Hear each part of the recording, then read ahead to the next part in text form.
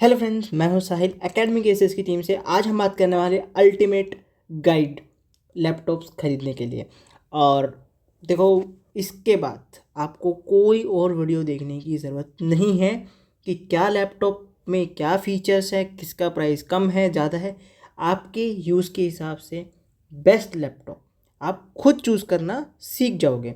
मैं यहाँ पर आपको सिखाऊंगा कैसे लैपटॉप्स चूज़ करते हैं, क्या फीचर्स होते हैं एंड क्या काम स्पेसिफिकेशंस क्या होते हैं, ताकि आपको ये ना देखना पड़े कि ये अच्छा है वो अच्छा है, आप खुद अपना दिमाग लगा के कर जाओ। तो मैं स्ट्रेट पहले पॉइंट पे आता हूँ, ठीक है। सीधा एंड ऑफ द वीडियो सीधा ही मैं कंक्लूजन पे देता हूँ। अगर आपके पास पैसा है, आपके पास अच्छा खासा पैसा है, आपका बजट की कोई ऐसा वो नहीं है, आपकी मेंटेनेंस आप कर सकते हो एक लैपटॉप की, और आप क्लमजी नहीं हो, तो इज्जत से एक मैकबुक ले लो। ठीक है, इज्जत से एक मैकबुक ले लो। MacBook is best. चाहे उसका बैटरी बैकअप लो, चाहे उसकी परफॉर्मेंस लो, चाहे कुछ भी ले लो। कुछ कमियां हैं, जैसे स्टोरेज की है, उसके लिए तुम एसएसडी ले सकते हो।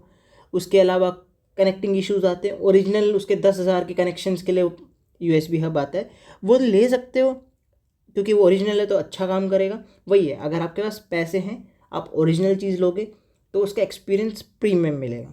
ठीक है, और आपको पता होना चाहिए मैकबुक से आप चीटिंग भी कर सकते हो कंपनीज़ के एग्ज़ाम में, क्योंकि मैकबुक को क्रैक करना मुश्किल होता है। That's not the point, that's not the point. अगर आपके पास पैसा है, आप मेंटेनेंस कर सकते हो, क्योंकि अगर बाई चांस ख़राब होता है या आप क्लमजी हो, कभी लग गया, गिर गया, कुछ भी हुआ, तो सीधा 50, 60, 70 हज़ार का खर्चा आता है। एंड अगर आप मैकबुक ले रहे हो, ट्राई करो आप मैकबुक 4 ही ले लो, M4 ही लो।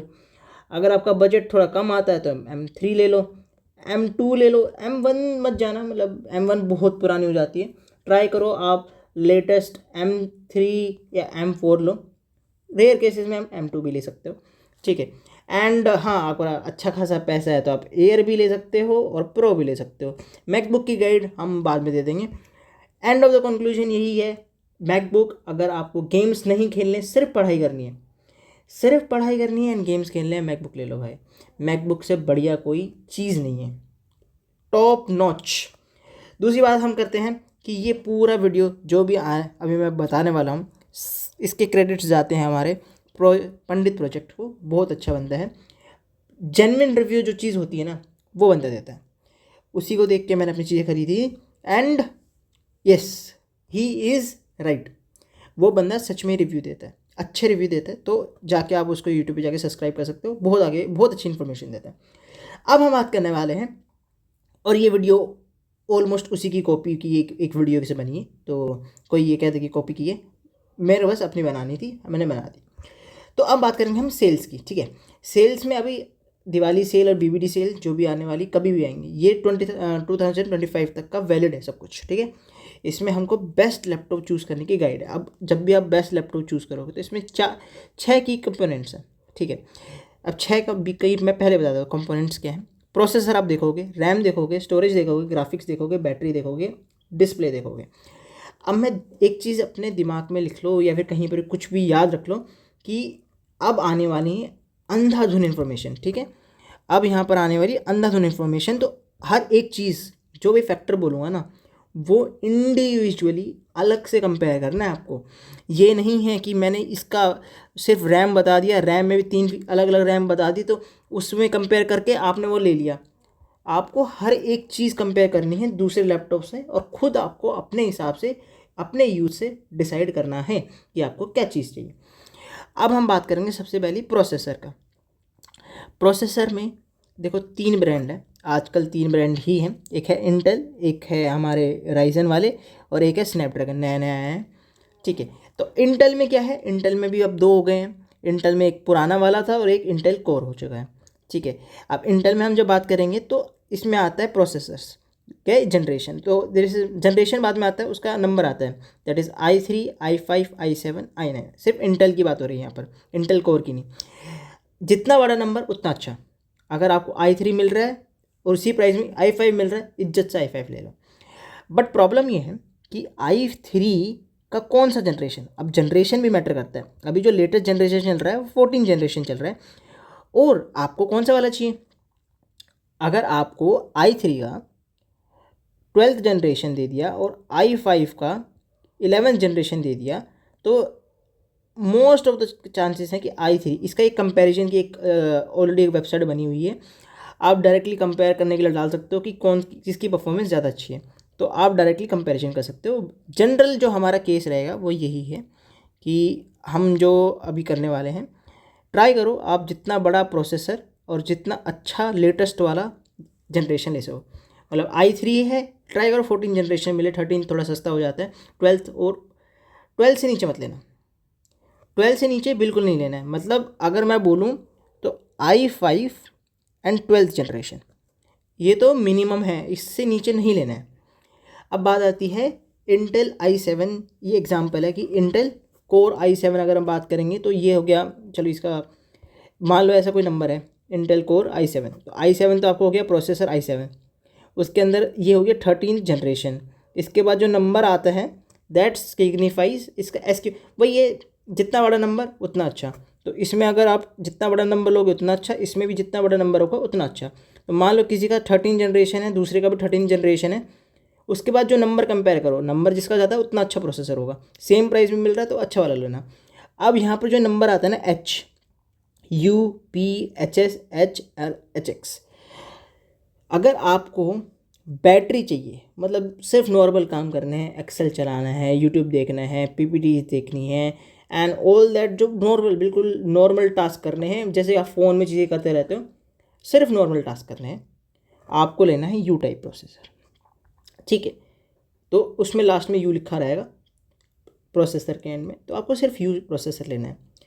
बेस्ट बैटरी बैकअप वही देता है। उससे ऊपर आता है पी परफॉर्मेंस बैलेंस होता है, बेसिकली इसमें ना परफॉर्मेंस मिल जाती है और अच्छी खासी बैटरी लाइफ मिल जाती है। यू से कम मिलेगी बट यू से अच्छी परफॉर्मेंस मिलेगी, तो इसमें तुम ओके टाइप्स काम कर सकते हो, ज़्यादा हैवी काम नहीं होंगे इसमें, बट ओके टाइप काम कर सकते हो, नॉर्मल गेम्स चला देगा।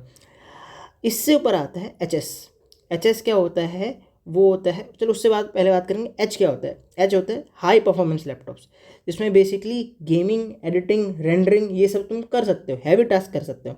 अब हैवी टास्क में क्या है कि हैवी टास्क में जो पावर ज़्यादा आती है, जब पावर ज़्यादा लेगा तो बैटरी कम हो जाती है, और इनका जनरली ये होता है, इधर से ये गेमिंग लैपटॉप स्टार्ट हो जाते हैं। HH, HX ये सारे गेमिंग लैपटॉप स्टार्ट हो जाते हैं, और इसमें प्रॉब्लम ये है कि ये बैटरी ज़्यादा लेते हैं क्योंकि इनको पावर कंजप्शन ज़्यादा होती है, तो ये आपकी थोड़ी है ना बैटरी कुछ ज़्यादा ही खा जाते हैं। तो ट्राई करो कि आप इन दो के बीच में लो। HX तो बिल्कुल एक्सट्रीम है, HX मतलब बिल्कुल एक्सट्रीम परफॉर्मेंस चाहिए आपको, तभी लेना। ऐसे ही इंटेल कोर में बात आती है। इंटेल कोर में इसका भी i5, अगर according to my suggestion HS लो। अब इंटेल कोर में क्या है, इंटेल कोर में वही है कि अब थोड़ा AI हुआ है, तो इंटेल वालों ने सोचा कि हम भी AI करेंगे। तो बेसिकली क्या है, इनके जो होते हैं ये इंटेल कोर, इसमें थोड़ा सा ना आपको बैटरी बैकअप ज़्यादा मिलता है, इसके अंदर AI वाले काम अच्छे से हो जाते हैं, बस यही डिफरेंस है पुराने वालों में नए वालों में, तो बेसिकली अच्छे हैं। तो आपको अगर इंटेल कोर i5 अल्ट्रा 5 दिख रहा है या फिर इंटेल कोर अल्ट्रा 7 दिख रहा है, इसमें अल्ट्रा वाला जनरेशन है, वही है, जितना बड़ा नंबर 5 है तो अच्छा, 7 है तो उससे भी अच्छा, 9 है तो उससे भी अच्छा।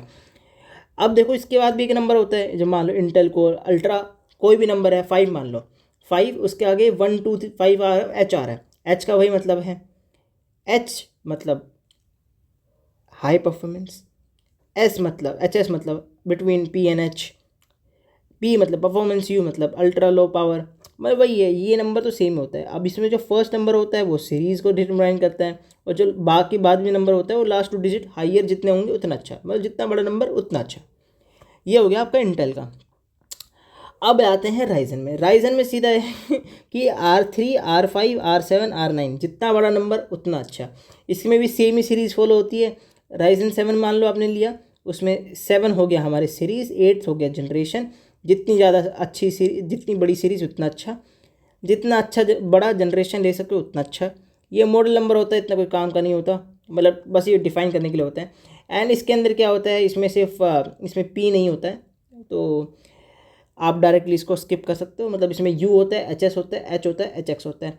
वही सजेस्टेड वाला HS लो या फिर H लो। HX बहुत एक्सट्रीम केस में लेना, जब आपको प्रॉपर उसी में काम होता है, ठीक है। प्रॉपर गेमिंग ही करनी है, प्रॉपर रेंडरिंग ही करनी है, प्रॉपर एडिटिंग ही करनी है, तभी लेना। अब आते हैं हमारे स्नैपड्रैगन। स्नैपड्रैगन का भाई देखो सीधा फंडा है कि ये करते हैं एक अलग आर्किटेक्चर पे काम। बेसिकली जो हमारे फ़ोन में होता है ना, सेम उसी काइंड ऑफ उसी सेम आर्किटेक्चर पे काम करते हैं। या फिर तुम बोलो जो मैकबुक में होता है, मैकबुक में जो प्रोसेसर होता है वो high performance with low battery consumption होता है। तो जो स्नैपड्रैगन वाले हैं इसमें एक आता है प्लस और एक आता है एलीट। एलीट ज़्यादा पावरफुल है, प्लस कम पावरफुल है, पर इनके प्राइस भी ज़्यादा होते हैं।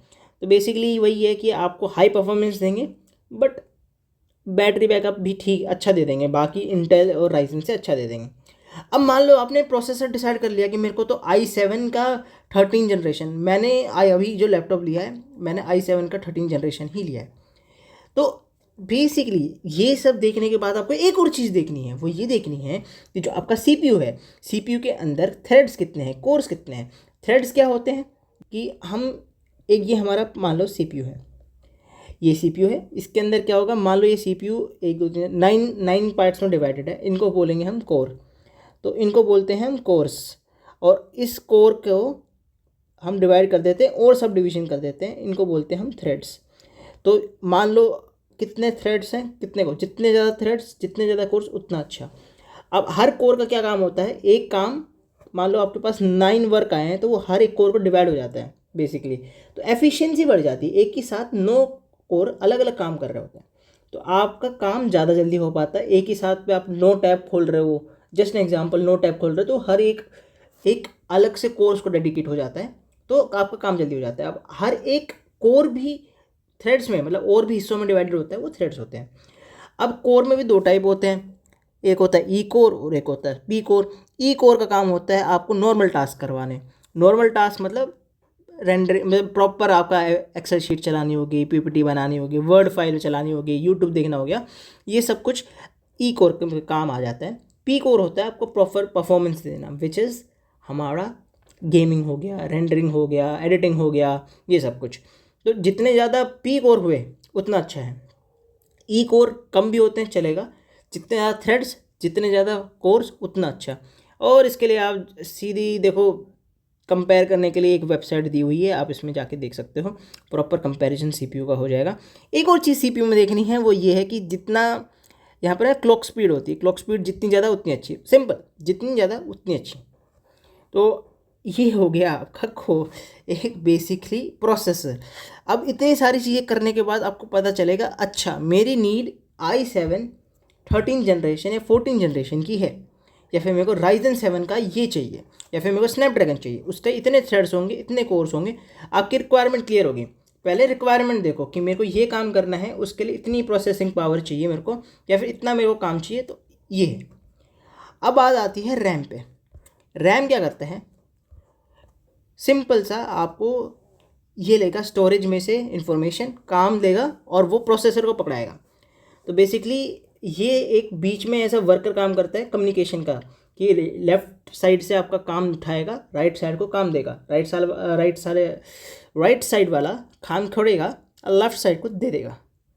ठीक है, तो basically it's only work is to allot work and complete it, बस। अब इसमें आता है DDR3, DDR4 एंड DDR5। इज्जत से जहाँ ये दिखे DDR3 दिखते ही वहाँ से भाग लो। DDR3 बहुत पुराना है। DDR4 अगर आपका बजट कम है तभी लेना, ट्राई करो आप DDR5 ही लो।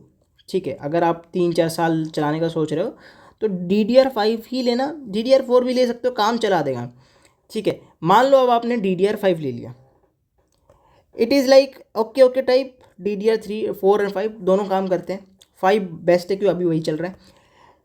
अब आपको ये है कि आपको ये देखना पड़ेगा DDR4 में उसकी स्पीड कितनी है, ये है कितनी जल्दी दे पाएगा।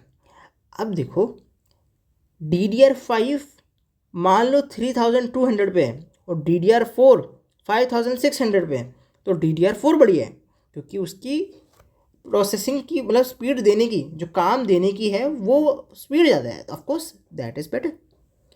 तो अब अगर आपको ये देखना है कि कौन से के, वो आपको कंपैरिजन खुद करना पड़ेगा कि अच्छा मेरे को DDR4 में ये स्पीड मिल रही है, DDR5 में ये, तो ट्राई करो आप DDR5 या DDR4 में जितनी मैक्सिमम स्पीड आप ले सकते हो उतनी लो, ठीक है। लेटेंसी सबको पता है भाई, लेटेंसी तुमने काम बोला, उसका रिस्पॉन्स जब तक मिला, उस बीच में डिफरेंस, तो जितना कम उतना अच्छा। अगर आपको रैम चाहिए, देखो भाई मिनिमम बिल्कुल बिल्कुल बिल्कुल काम चलाना है 8 GB रैम। अगर आपको 3-4 साल काम चला के ठीक ठाक काम करना है, आप बीटेक के स्टूडेंट हो, 16 GB से नीचे तो सोचना भी नहीं है। और अगर आप 16 GB ले भी रहे हो तो ये मेक श्योर करना कि आपका जो लैपटॉप आएगा उस लैपटॉप के अंदर जो ये रैम लगा होगा वो एक्सटेंडेबल होना चाहिए। एक्सपेंड तो बेसिकली इट इज़ कि उसमें एक अलग से स्लॉट आता है, उसमें हम एक्सटेंड कर सकते हैं। तो हम एक 16 GB का रैम और डाल देंगे तो 32 GB बन जाएगा, ठीक है। या फिर हम उस 16 GB रैम को हटा के 8-8 GB का डाल देंगे, तब भी 16 GB बन जाएगा। या फिर हम एक में हम डाल देंगे 16 GB, एक में 8 GB, तो 24 GB का रैम बन जाएगा। तो बेसिकली डी अटैचेबल होना चाहिए, सोल्डेड नहीं होना चाहिए। सोल्डेड का मतलब होता है उसी के अंदर ऐसे मशीनों से डाल दिया है, उसको निकाल नहीं सकते, तो सोल्डेड वाला नहीं लेना है, ठीक है। ट्राई करो आप जिसको एक्सटेंड कर सके वही लेना है, ठीक है। रैम का सिंपल है, जितनी ज़्यादा स्पीड DDR4 या DDR5, लेटेंसी जितनी कम हो, मिनिमम बिल्कुल ख़त्म काम करने हैं आपको कि मतलब बस काम ही चलाना। 8 GB रैम, रेयर केस में 8 GB लेना, बिल्कुल ही बजट नहीं है तो सेकंड हैंड ले लेना, 16 GB का है, कोई दिक्कत नहीं है। बेटर रहेगा 16 GB, अगर वो एक्सटेंडेबल हो तभी लेना, क्योंकि एक्सटेंडेबल नहीं होता तो दिक्कत होती है फ्यूचर में ना, जब इशू आते हैं बेसिकली। अब हमारी रैम की बात हो गई, अब रैम के बाद हम स्टोरेज की बात करेंगे। स्टोरेज भाई जहाँ HDD दिखे वहीं भग लो। HDD मतलब बहुत ख़राब, बहुत स्लो है, हीट करता है, पुरानी टेक्नोलॉजी है, नहीं। उसके बाद हमारी आई थी SATA SSD, जो तुम पेन ड्राइव लेके घूम रहे थे ना, वो काइंड ऑफ SSD ही थी। अब हमारी आई एक नई टेक्नोलॉजी NVMe SSD, इसमें भी अलग अलग होता है, Gen 3, Gen 4, Gen 5। अगर Gen 3 ले सकते हो वो भी ठीक है, Gen 4 ले सकते हो वो भी ठीक है, Gen 5 अगर इंतज़ाम कर सकते हो भाई क्या बात, it is the top notch अभी हमारा जो है। बट ट्राई करो आप सिर्फ यही लो, इसमें Gen 3 भी चलेगा, Gen 4 भी चलेगा, Gen 5 भी है। आप एवरेज ले लो, Gen 4 अगर आपको मिल रहा है तो बहुत सही मिल रहा है। अब इसके अंदर आती है ये दो चीज़ें, इतनी कोई इंपॉर्टेंट होती नहीं, बस ये है कि बहुत रेयरली आपको मिलेगी और कभी इन्फॉर्मेशन मिलती है, आपको बहुत डिगअप करना पड़ेगा। तो बेसिकली आपको TBW is basically terabytes return. तो अगर आप अपनी पेन ड्राइव या कुछ भी हार्ड डिस्क होती है उसको आप भर देते हो और एम्प्टी करते हो, अब उसको खाली कर दोगे तो उसके ऊपर फिर वापस कुछ चीज़ें डालोगे, फिर डिलीट करोगे, तो जितने ज़्यादा मल्टीपल राउंड्स आप एक ड्राइव या डिस्क के अंदर इंफॉर्मेशन डाल सकते हो एंड उसको फिर डिलीट कर सकते हो, वो होता है टेराबाइट रिटर्न, ठीक है।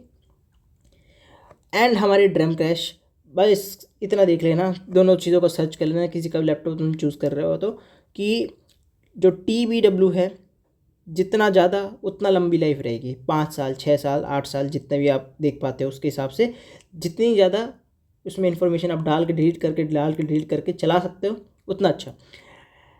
अब ये ऐसे ही जो ड्रैम क्रैश है जितनी ज़्यादा उतना फास्ट होगी, बेसिकली वो टेम्परेरी चीज़ें स्टोर करके रखती हैं, और बस वही है, जितना ज़्यादा इसकी वैल्यू उतनी अच्छी। स्टोरेज में बस इतना सा है, इतना इससे ज़्यादा टाइम नहीं लगाएंगे।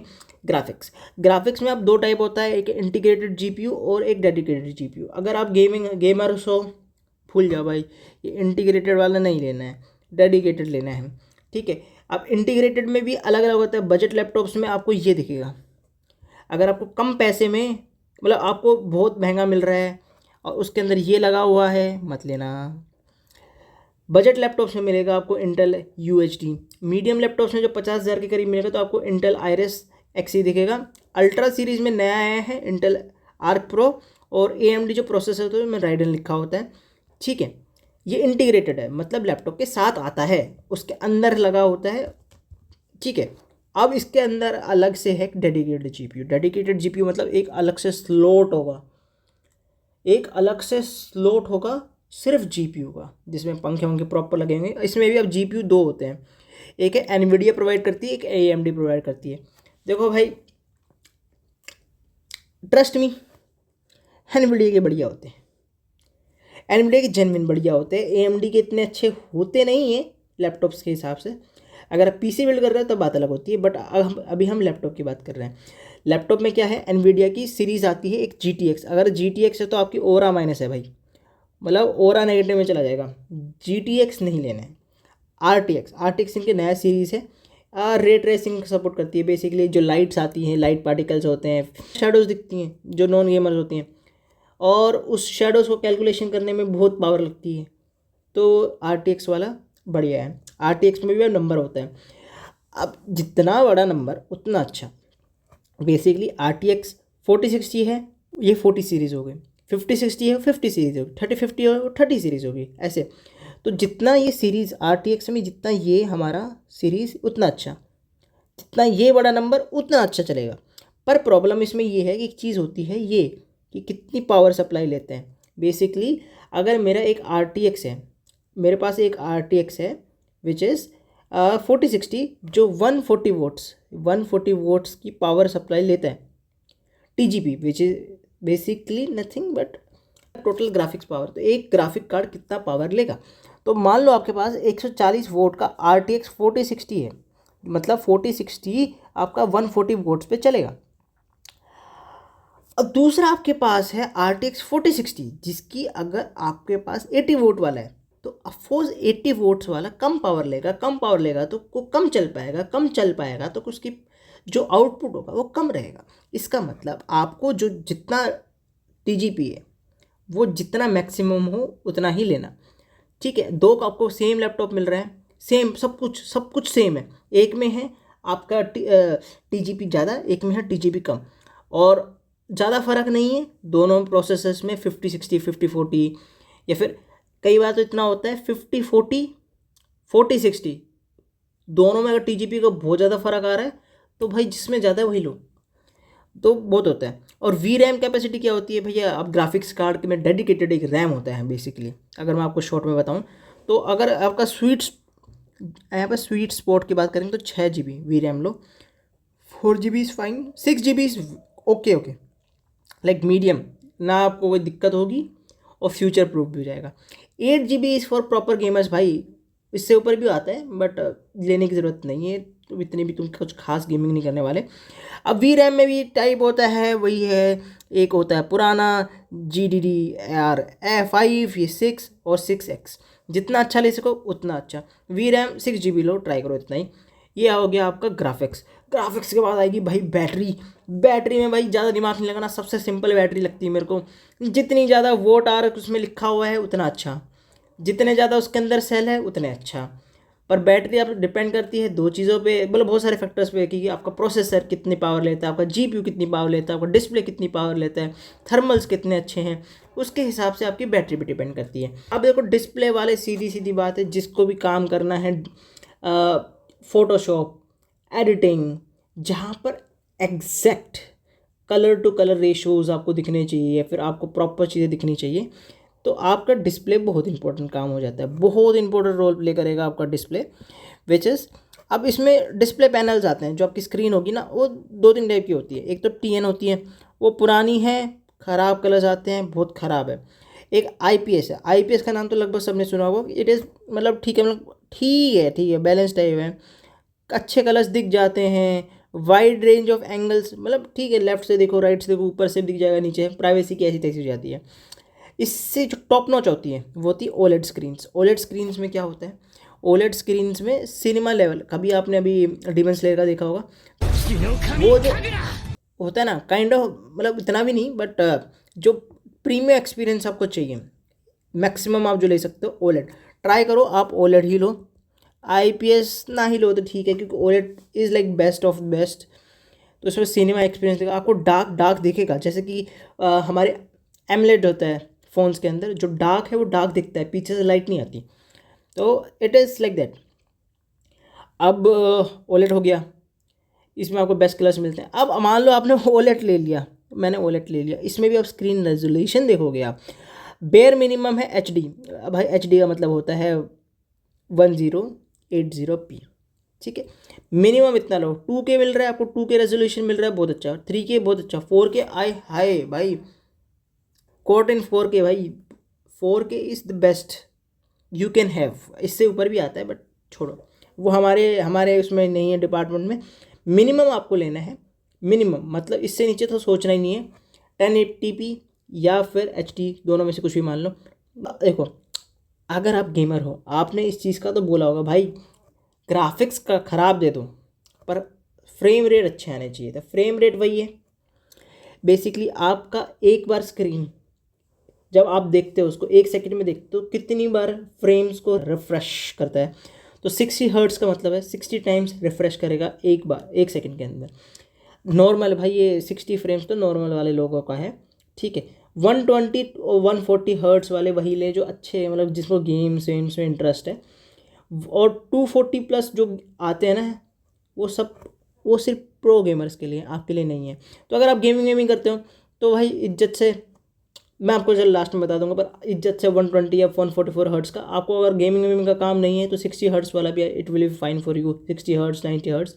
अब इसके अंदर ब्राइटनेस होती है, ब्राइटनेस बेसिकली आप कितना ज़्यादा वो ब्राइट हो सकता है स्क्रीन आपकी। तो आप इसमें इंडोर ब्राइटनेस होती है, आउटडोर मिनिमम ब्राइटनेस आप देखो 250 निट्स मिनिमम इंडोर ब्राइटनेस होनी चाहिए। 400 प्लस निट्स मैक्सिमम होनी मतलब मिनिमम होनी चाहिए आउटडोर। इसके बिना अगर इससे कम है तो दिखेगा नहीं।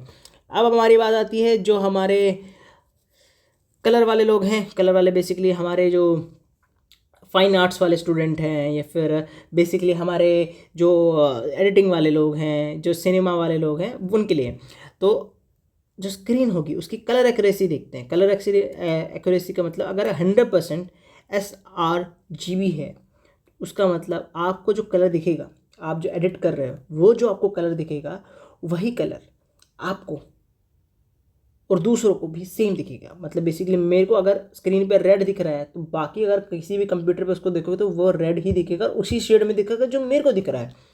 तो 100% एक्यूरेसी का मतलब यही होता है, और ये बेस्ट फॉर कंटेंट क्रिएटर्स है। दूसरी बात, जैसे एग्जांपल दूं मैं, जो मार्वल्स या फिर कोई भी कंपनी होती है जो अच्छे खासे एडिटिंग करती है, उनके पास यही होता है कि उनको जो कलर दिखेगा वही हमको दिखने वाला है। तो वो अपने हिसाब से सेट करते हैं ताकि वी गेट मैक्सिमम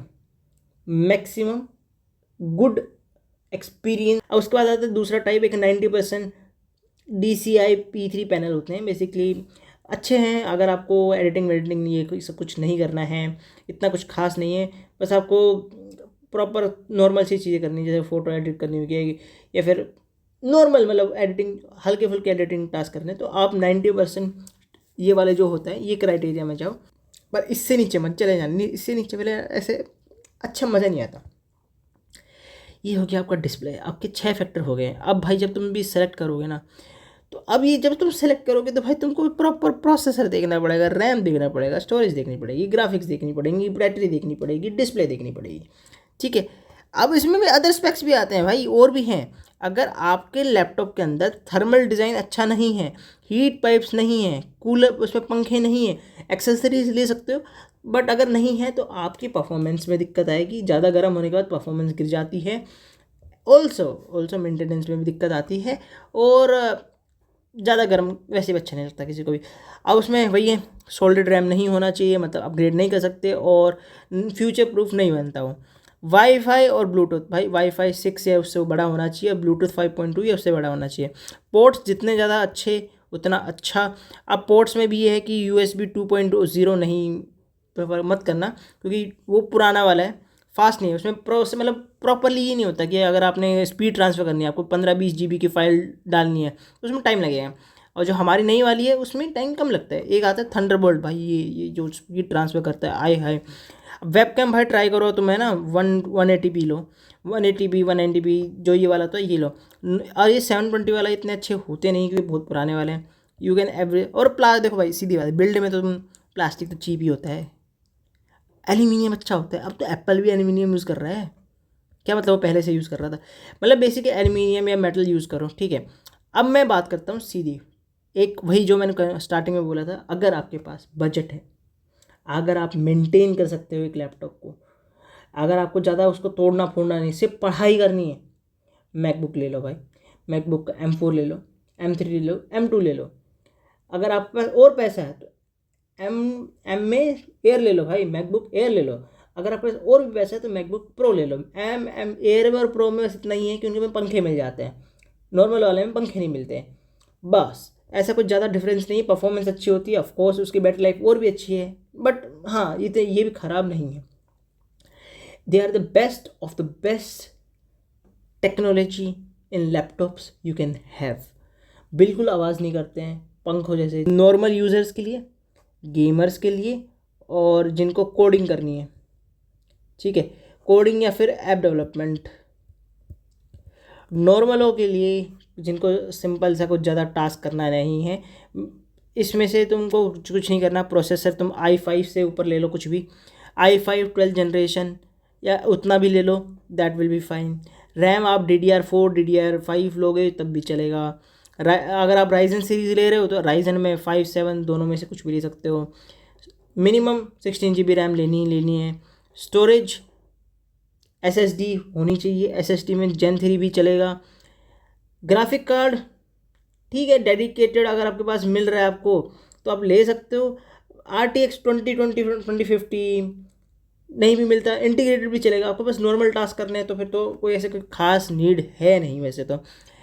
और इसका मेक श्योर करना आप गलती से P उठा, मतलब HS ये ना उठा ला, आप P या HS इन दो से नीचे मत देना। HS भी मत ही लेना, P ही लेना अगर आपको नॉर्मल यूज़ ही करना है। क्योंकि मतलब अगर नॉर्मल यूज़ करने तो आपको बैटरी लाइफ ज़्यादा चाहिए।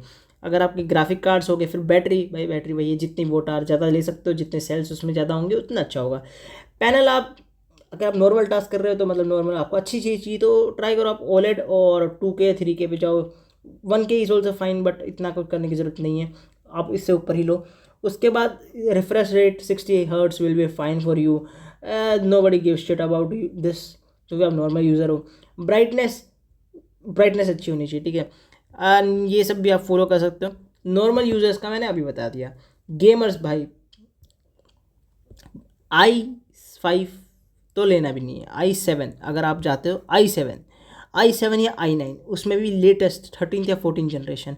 और एक प्रो टिप, अगर आपके पास एक गेमिंग लैपटॉप या लैपटॉप है, उसको आप चार्जर लगा के रखो, चार्ज लगा के यूज़ करो। लैपटॉप चार्ज लगा के यूज़ करोगे ज़्यादा लाइफ देंगे, क्योंकि लैपटॉप्स में एक फ़ीचर होता है, वो ये होता है जब वो मैक्सिमम चार्ज हो जाता है उसके बाद वो डायरेक्टली जो पावर सप्लाई आप कर रहे हो उसी से पावर उठाता है और उसी पे काम।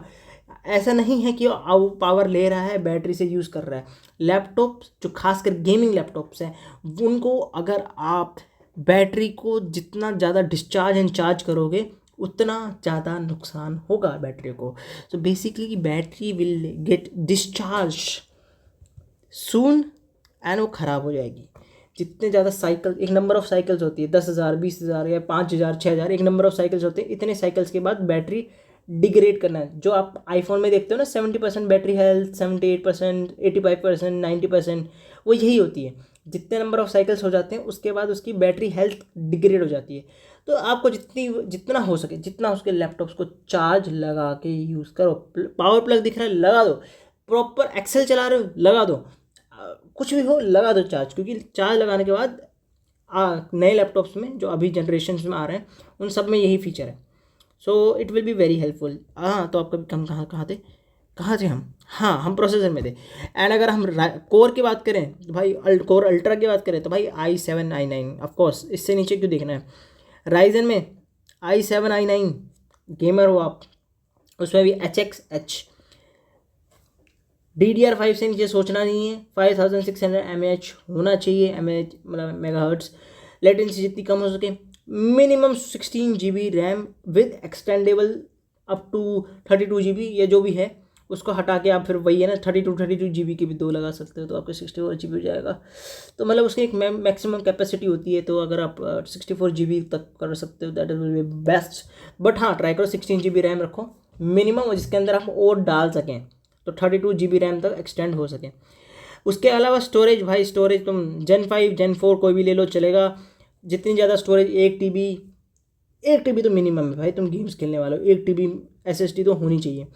उसका डेडिकेटेड GPU होनी चाहिए। एंड बड़ी 40 सीरीज़ से नीचे नहीं सोचना है आपको। अगर आप गेमर हो 30 सीरीज़ में भी आपका काम चल जाएगा, बट देखो अगर आपको टॉप नॉच गेमिंग करनी है तो 40 सीरीज़ विल बी ओके, अच्छी TGP के साथ लेना। 50 सीरीज़ विल बी बेस्ट भाई, वो तो टॉप नॉच है, बहुत महंगी आती है।